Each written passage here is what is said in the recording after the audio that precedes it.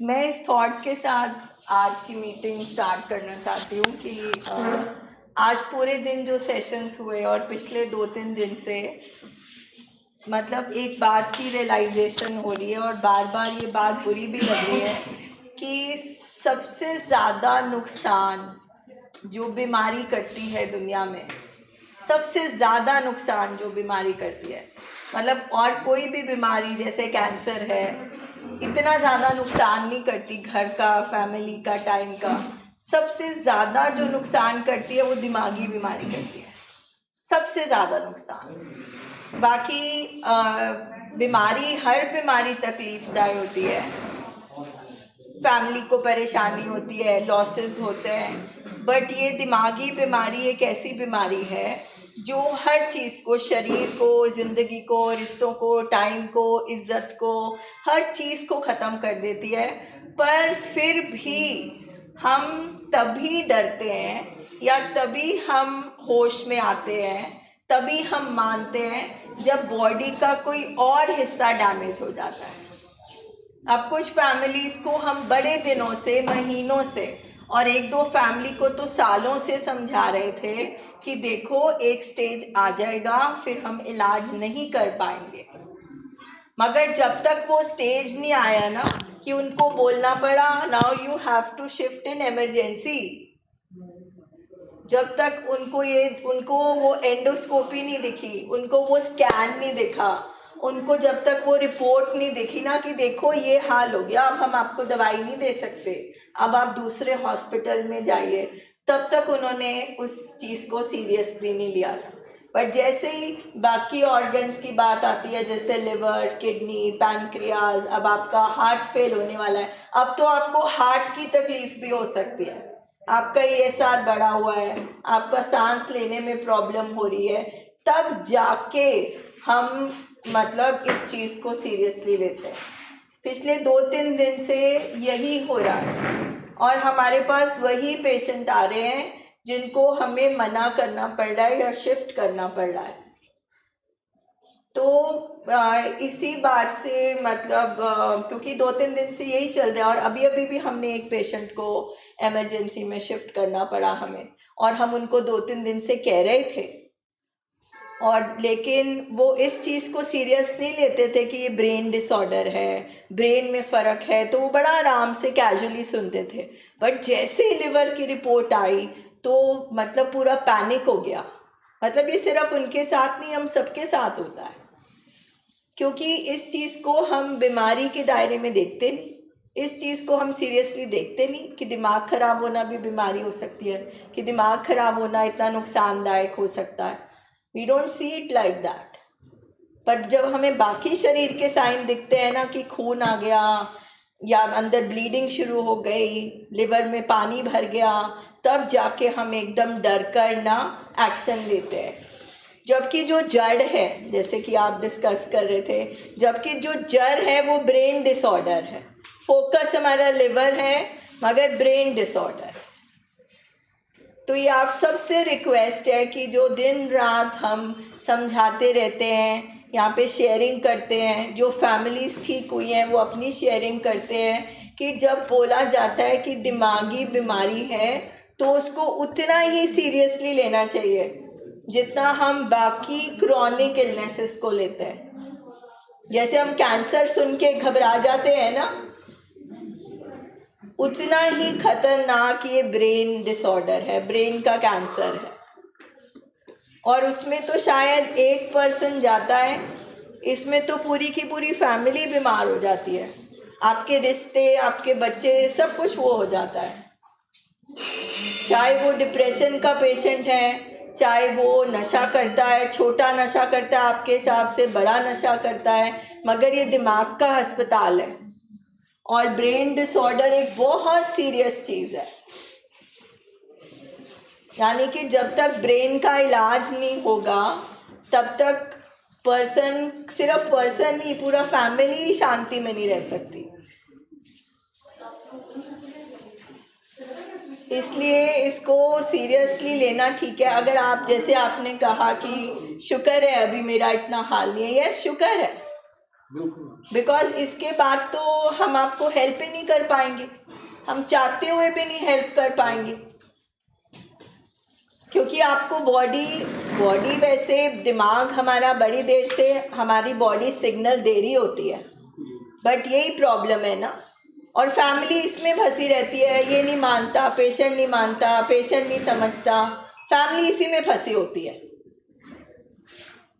और दुख की बात है कि जब हॉस्पिटल में आते हैं, हॉस्पिटल में बैठ के भी जब फैमिली को समझाया जाता है कि देखो इसकी मत ना काम नहीं कर रही, इसका मत वाला जो दिमाग में हिस्सा है ना वो काम नहीं कर रहा, लेकिन फिर भी मैं देखती हूँ सर, जो मैं सेशन लेती हूँ एंड में मीटिंग में फिर भी 2 या 3 फैमिलीज कह देती हैं पर ये नहीं मानता ना, ये नहीं समझता ना। तो कई बार मेरे ख्याल में होता है हम फैमिली कितनी बीमार हैं कि 1-2 घंटे सिर्फ मैंने यही बोला कि उसकी समझ खराब है, समझ खराब है, समझ खराब है, मगर फैमिली फिर भी यही बोल रही है कि वो समझता नहीं।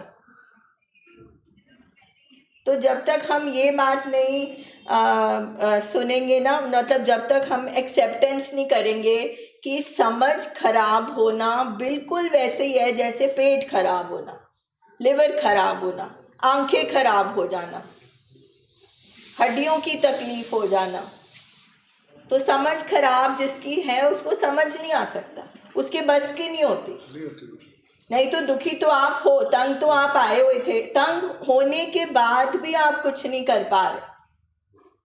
एक तो होता है ना, हम एक पेशेंट को नशे में देखते हैं पूरा एंजॉय कर रहा है, खुश है, फिर उसके बाद हम सब ने ये स्टेज देखी होती है जब पेशेंट नशा करके खुश नहीं होता, कोई उल्टियाँ कर रहा होता है, किसी का खून निकल रहा होता है, किसी को भूख नहीं लग रही होती, किसी का वेट लॉस हुआ होता है, किसी के नुकसान हो रहे होते हैं। तो कोई पागल थोड़ी ना होगा कि उसको दिख रहा है नुकसान हो रहा है और फिर भी वो जानबूझ के करी जा रहा है। तो ये 2 चीज़ें समझनी बहुत ज़रूरी है कि पेशेंट की समझ खराब है, पेशेंट की मत खराब है और वो जानबूझ के नहीं कर रहा। अगर फैमिली ये 2 बातें ही मतलब एक्सेप्ट कर लें, डाइजेस्ट कर लें, उससे ही आधा ट्रीटमेंट हो जाएगा और फिर हम ट्रीटमेंट में लाएंगे कि ये दिमागी बीमारी है। और शायद जैसे आप कह रहे थे कि आपकी वाइफ को भी रियलाइज़ हुआ, हाँ, क्योंकि अवेयरनेस ही नहीं है, क्योंकि नशा करने को एक गंदी आदत माना जाता है, बस उसको हम सीधा कैरेक्टर से, चरित्र से एसोसिएट करते हैं। हम नहीं करते कि ये कोई ऑब्सेशन बन गई है, ये कोई बॉडी की बीमारी बन गई है, उसमें हम सोचते ही नहीं हैं। मगर दुख हमको तब होता है जब हम दिन रात बुला बुला के ये सेशंस करते हैं, मीटिंग करते हैं, ड्रॉ करके बताते हैं कि कैसे ये ब्रेन डिसऑर्डर है, ये दिमागी बीमारी है, उसके बाद भी फैमिली नहीं मानती, उसके बाद भी फैमिली पेशेंट पर डालती है कि ये सोचेगा, ये समझेगा, ये फैसला लेगा, ये अपनी मर्जी से करेगा तो करेगा। हम ना ये एक फर्स्ट स्टेप है ट्रीटमेंट में, ये पहला स्टेप ही नहीं हम लेते। किसी ने कुछ इसमें शेयरिंग करनी है, पूछना, आप पूछिए ज़रूर। हमारे पास नशा करने वाले मरीज़ भी बैठे हैं और दूसरे भी बैठे हैं, इलाज सबका सेम हो रहा है कि दिमाग खराब हो गया। कोई ज़रूरत से ज़्यादा नशा कर रहा है, तो कोई पेशेंट ज़रूरत से ज़्यादा गुस्सा कर रहा है, कोई पेशेंट ज़रूरत से ज़्यादा उदास है, कोई पेशेंट ज़रूरत से ज़्यादा सोची जा रहा है। सारी ही सूरतों में it is a brain disorder. और जिस घर में खराब दिमाग है उस घर में कुछ भी ठीक नहीं हो सकता। आप कुछ पूछना चाहते हैं, कुछ शेयर करना चाहते हैं? हम सब यहाँ पे क्यों आए हैं मैम? क्यों आए हैं हम यहाँ पे? हाँ जी, क्यों आए हैं हम यहाँ पे? क्या हुआ उनको? आप उनके वाइफ हैं, आप कुछ भी नहीं पूछना चाहते? नहीं मैम, फिलहाल तो नहीं, अभी भी नहीं। क्यों? आप कुछ शेयर करना चाहते हैं? नहीं मैम। आप परेशान हैं? नहीं।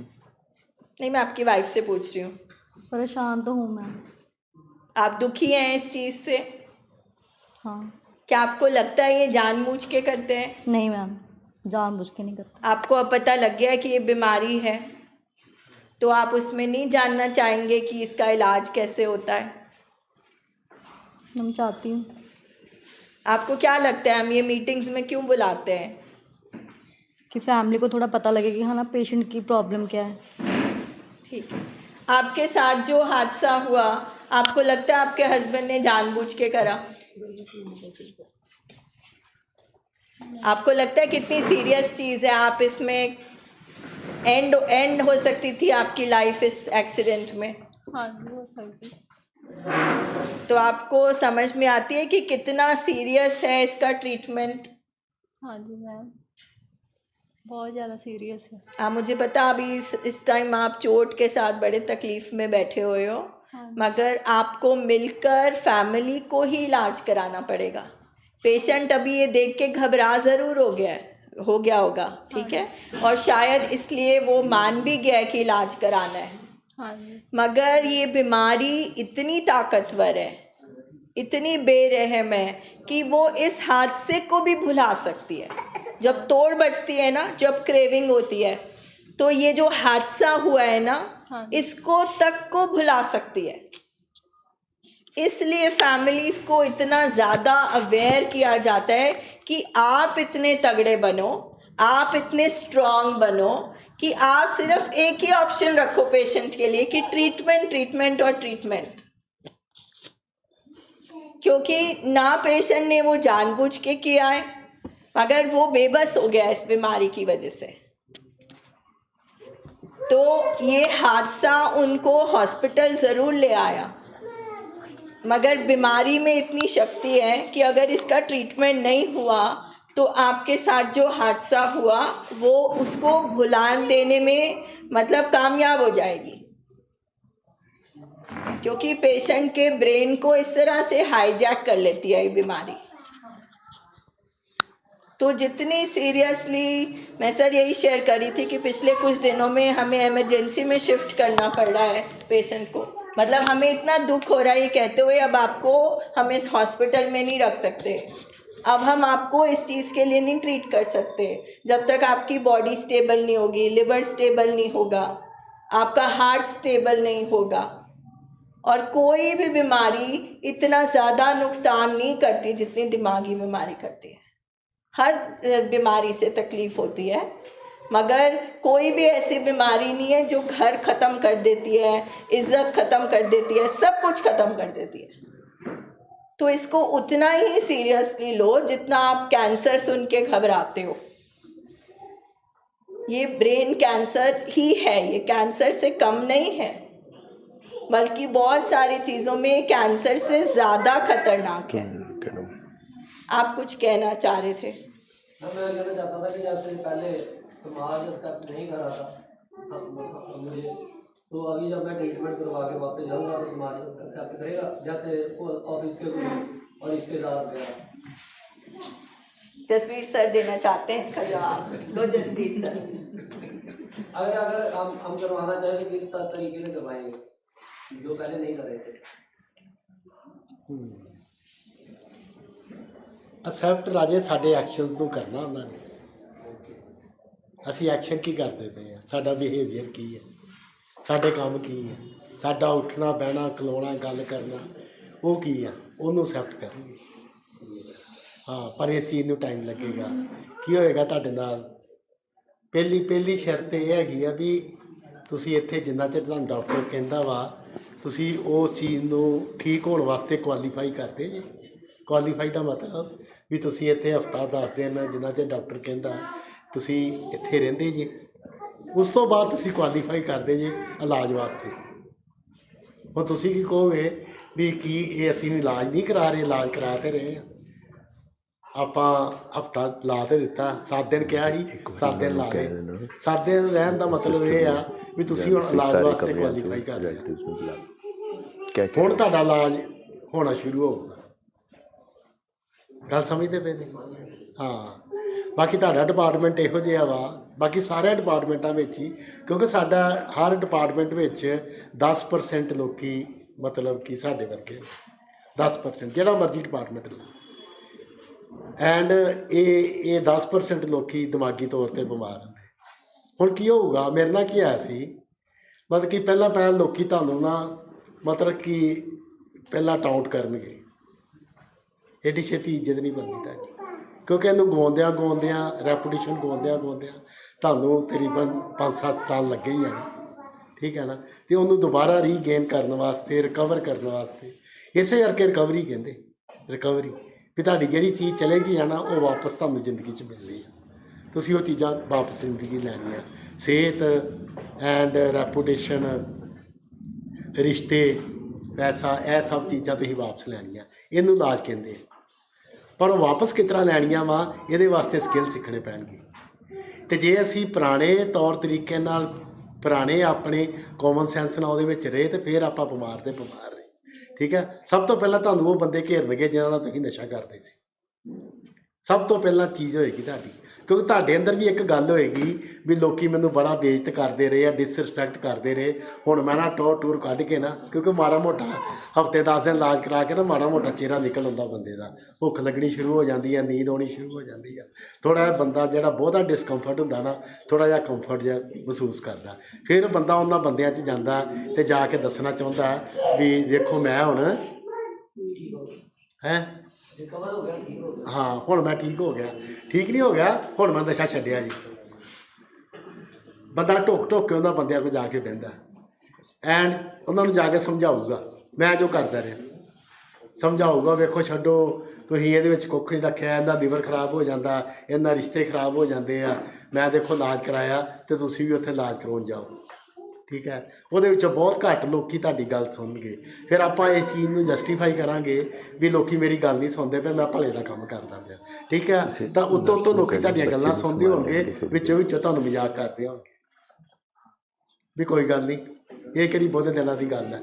ਐਂਡ ਕਈ ਤੁਹਾਨੂੰ ਇਹ ਵੀ ਕਹਿਣਗੇ ਵੀ ਗੱਲਾਂ ਬੜੀਆਂ ਕਰਨ ਡੀਆਂ, ਤੁਹਾਡੀ ਪਿੱਠ ਪਿੱਛੇ ਕੀ ਕਹਿਣਗੇ, 900 ਚੂਹੇ ਖਾ ਕੇ ਬਿੱਲੀ, ਇਹ ਹੋਣਾ ਜੀ ਤੁਹਾਡੇ ਦਾ, ਕਿਉਂਕਿ ਆਪਾਂ ਅਜੇ ਕੁਆਲੀਫਾਈ ਨਹੀਂ ਕੀਤਾ। ਜੇ ਹਫ਼ਤਾ 10 ਦਿਨ ਰਹਿੰਦੇ ਆ, ਇਹਨਾਂ ਤੇ ਕੁਛ ਵੀ ਨਹੀਂ ਹੋਣਾ।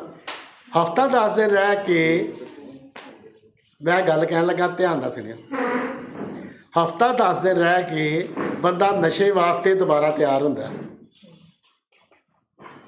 ਜਦੋਂ ਆਪਾਂ ਇੱਥੇ ਆਉਂਦੇ ਨਾ, ਕਹਿੰਦੇ ਆਪਾਂ ਇਹੀ ਵੀ ਆਪਣੀ ਮਰਜ਼ੀ ਨਾਲ ਆਇਆ, ਐਕਚੁਅਲੀ ਕੀ ਆ ਵੀ ਬੰਦੇ ਕੋ ਰਿਹਾ ਨਹੀਂ ਜਾਂਦਾ। ਜੇ ਉਹ ਨਸ਼ਾ ਛੱਡਦਾ ਤਾਂ ਵੀ ਮਰਦਾ, ਜੇ ਕਰਦਾ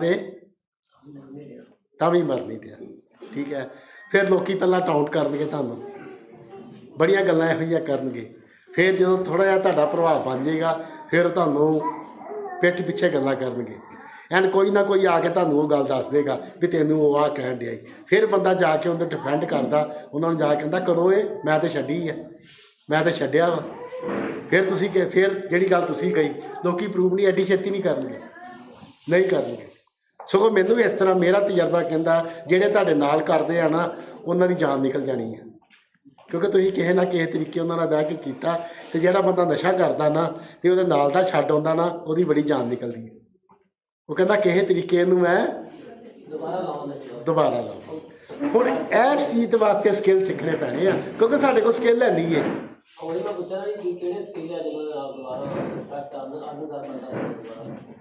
ਹਾਂ, ਇਹ ਸਕਿੱਲ ਵੀਰ ਕੁਛ ਟਾਈਮ ਨਾਲ ਸਿੱਖਣ ਵਾਲੇ ਆ, ਜਿਹਦੇ ਵਾਸਤੇ ਤੁਹਾਨੂੰ ਘੱਟ ਤੋਂ ਘੱਟ 100 ਦਿਨ ਦਾ ਪ੍ਰੋਗਰਾਮ ਕਰਨਾ ਪਏਗਾ। ਉਸ ਤੋਂ ਬਾਅਦ ਤੁਹਾਨੂੰ ਘੱਟ ਤੋਂ ਘੱਟ 1.5 ਸਾਲ ਇੱਥੇ ਜੁੜਨਾ ਪਏਗਾ। ਸੱਚੀ ਗੱਲ ਇਹ ਜੀ, ਸੱਚੀ ਗੱਲ ਇਹ ਜੀ, 1.5 ਤੋਂ 2 ਸਾਲ ਤੁਹਾਨੂੰ ਜੁੜਨਾ ਪਏਗਾ। ਫਿਰ ਤੁਹਾਨੂੰ ਕਿਸੇ ਨੂੰ ਦੱਸਣ ਦੀ ਲੋੜ ਨਹੀਂ, ਕਿਸੇ ਨੂੰ ਪ੍ਰੂਵ ਕਰਨ ਦੀ ਲੋੜ ਨਹੀਂ, ਕਿਸੇ ਨੂੰ ਕਹਿਣ ਦੀ ਲੋੜ ਨਹੀਂ ਵੀ ਮੈਂ ਛੱਡਿਆ, ਕਿਉਂਕਿ ਤੁਹਾਡੀ ਲਾਈਫ ਦੀ ਐਡੀ ਵਧੀਆ ਹੋ ਜਾਣੀ ਆ। ਤੁਸੀਂ ਕਿਸੇ ਦੀ ਗੱਲ ਸੁਣਦੀ ਨਹੀਂ, ਤੁਹਾਨੂੰ ਕਿਸੇ ਦੀ ਗੱਲ ਮਤਲਬ ਕਿ ਦਿਲ ਨੂੰ ਲੱਗਣੀ ਨਹੀਂ। ਤੁਸੀਂ ਆਪਣੇ ਆਪ 'ਚ ਆਪ ਮੁਹਾਰੇ ਐਡੇ ਵਧੀਆ ਹੋ ਜਾਣਾ, ਤੁਹਾਡੀ ਫੈਮਿਲੀ ਵਧੀਆ ਹੋ ਜਾਣੀ ਆ, ਤੁਹਾਡੀ life flow with the flow ਚੱਲਣੀ ਆ। ਤੁਹਾਨੂੰ ਨਹੀਂ ਲੱਗਣਾ ਵੀ ਮੈਂ ਕਿਸੇ ਨੂੰ ਦੱਸਾਂ ਵੀ मैं छड्या। थोड़ा सा ऐड करूँ सर, जो सारी बातें जसवीर सर ने कही ना कि ये प्रोग्राम स्किल हमें ये सब सिखाता है, तो पहली बात तो ये है कि जब हम नशा करते हैं और दुनिया हमें देखती है। रिजेक्ट तो दुनिया ने पहले ही किया होता है, ठीक है। सिर्फ वही लोग एक्सेप्ट करते हैं जिनके साथ हम बैठ के नशा करते हैं, वो हमारे दोस्त होते हैं, ठीक है। दूसरी बात यह है, आपको जैसे आपके दिमाग में थॉट आया पता नहीं समाज में मैं दोबारा जी पाऊँगा, विचर पाऊँगा, तो हमारे दिमाग में ये भी थॉट आ सकता है कि मेरे लिए क्या इम्पोर्टेंट पहले है, मैं खुद, मेरी सेहत, मेरी ज़िंदगी, मेरी फैमिली या लोग, ठीक है। दूसरी बात। तीसरी बात, आपके साथ आज समाज नहीं बैठा है, आपके अपने घर वाले बैठे हैं, वो ज़्यादा इम्पोर्टेंट है। तीसरी बात, जब हम ट्रेनिंग में जाते हैं ना, जब ये मीटिंग्स में बैठते हैं, प्रोग्राम में बैठते हैं, जब हम अपने अंदर का एक सफ़र शुरू करते हैं, तो हमें रियलाइज़ होता है कि हमने तो खुद को ही रिजेक्ट किया हुआ है। हम तो खुद को, अपने आप को ही नहीं प्यार करते, दुनिया क्या हमें एक्सेप्ट करेगी? दुनिया क्या, उससे गिल्ट फील होता खुद ही इतना गिल्ट है, हम तो अपने आप को शीशे में भी नहीं देख सकते, हम तो अपने साथ ही नहीं बैठ सकते। है ऐसा ही तो जो सारी ताकत होती है ना, ये प्रोग्राम सिखाता है कि ताकत दुनिया नहीं देती, ताकत बाहर से नहीं आती, ताकत हमारे अंदर ही होती है। तो जब आपको प्रोग्राम में धीरे धीरे स्ट्रेंथ मिलेगी, आपकी अपनी रिस्पेक्ट अपनी आंखों में बढ़ेगी, तो ऑटोमेटिकली धीरे धीरे धीरे, जैसे जसवीर सर ने कहा, वो स्किल से हमें दुनिया को फेस करना आ जाएगा, क्योंकि हमें खुद पे गर्व होगा कि हमने कितना बड़ा काम किया है, ठीक है। तो ये धीरे धीरे ये सबके साथ आता है। आप बिल्कुल ठीक कह रहे हो, दुनिया तो इसको बीमारी नहीं समझती, उन्होंने आपका कोई स्वागत तो करना नहीं है, ठीक है। मगर ये प्रोग्राम की स्ट्रेंथ से हमें समझना है हमारे लिए क्या ज़रूरी है, आज हमारे साथ कौन बैठा है। और जब हम सोबर होंगे, जब हम नशे के बिना होंगे, जब हम अपनी दिनचर्या बिहेवियर कर रहे होंगे, तो ऑटोमेटिकली सोसाइटी एक्सेप्ट करेगी, ठीक है। सो आपको प्रोग्राम स्ट्रेंथ देगा।